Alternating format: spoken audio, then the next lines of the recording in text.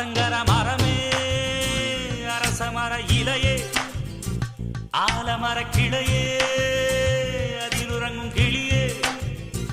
ஓடக்கர உழவு காட்டுல ஒருத்தி யாரு இவ வெடிச்சு நிக்கிற பருத்தி தாவி வந்து சண்டையிடும் அந்த முகமா தாவணிக்கு வந்த ஒரு நந்தவனமா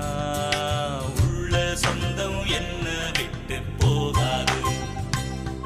அடவோட